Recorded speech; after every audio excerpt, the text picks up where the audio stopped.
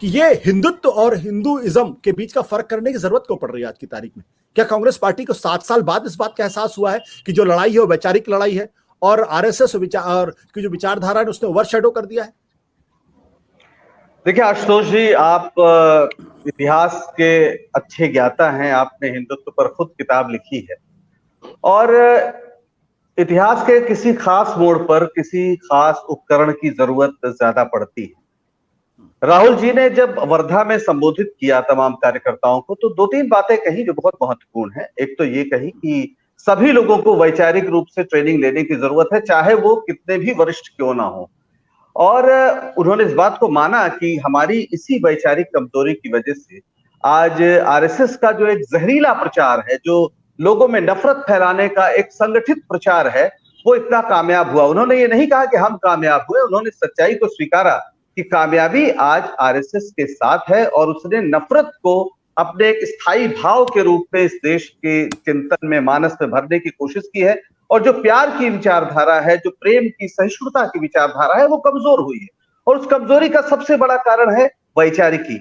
वो 60 साल में पहली बार की जरूरत नहीं है। सवाल है कि इसके पहले इस देश के सामने इतना बड़ा कोई खतरा नजर नहीं आता था। और उन्होंने ये भी कहा कि जिस तरीके से संस्थाओं पर कब्जा किया गया, जिस तरह से मीडिया पे कब्जा किया गया, जिससे रात दिन नफरत की खेती इस देश में की है, उसने बहुत सारे लोगों को आज एक अजीब सी स्थिति में डाल दिया है। और इसी परिप्रेक्ष्य में उन्होंने कहा कि हिंदू और हिंदुत्व का फर्क है। और आप जानते हैं, आपसे ज्यादा कौन जानेगा कि हिंदुत्व हमारी दार्शनिक परंपरा का शब्द नहीं है, यह सावरकर का दिया शब्द है, उस किताब का शब्द है जिसमें उन्होंने ये कहा है कि वही हिंदू हो सकता है जिसकी पुण्य भूमि और पवित्र भूमि दोनों भारत में हो।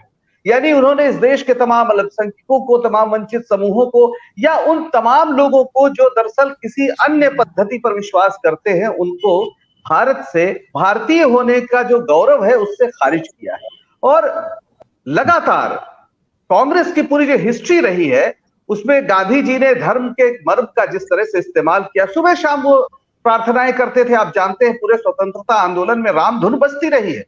लेकिन गांधी और गोडसे का तो फर्क करना होगा। एक ऐसे दौर में आप बताइए, 2014 के पहले क्या गोडसे के पक्ष में कभी इस तरह के नारे लगते थे?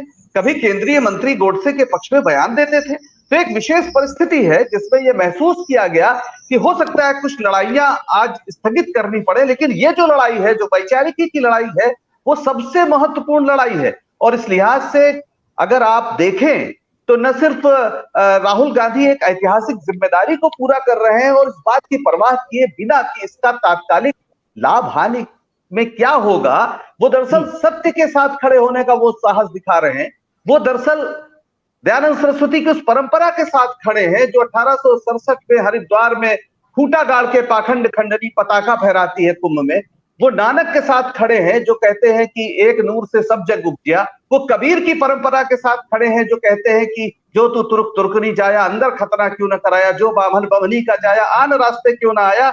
और वो उस तुलसी की परंपरा के साथ खड़े हैं जो राम राज्य की एक ही परिभाषा दे गए हैं, सब नर करहि परस्पर प्रीति, चलहि स्वधर्म निरुत नीति, और दैहिक दैविक भौतिक तापा, राम राज नहीं ताहि व्यापा।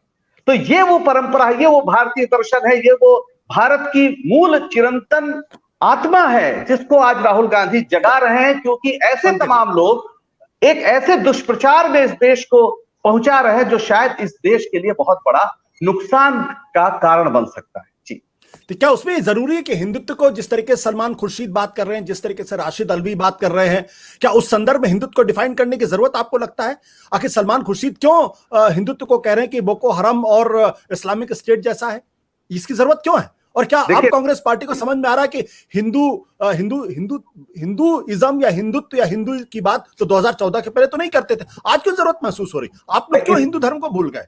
नहीं, पहली बात तो हिंदू धर्म को कौन भूला है, मैं वही आपसे अभी कहना चाह रहा था। पूरे हिंदू ही नहीं, इस देश की जितनी भी धार्मिक मान्यताएं हैं वो सब साथ रह के चले, उनका सबका मेल हो। और ये पूरे हमारे स्वतंत्रता आंदोलन की बुनियादी बात थी।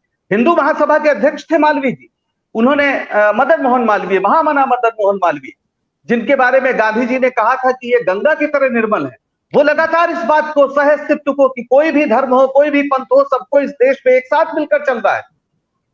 सरदार पटेल, जिनका बहुत नाम लिया जाता है, उन्होंने कहा था कि हिंदू राष्ट्र की बात जो लोग कर रहे हैं वो दरअसल पागलपन कर रहे हैं।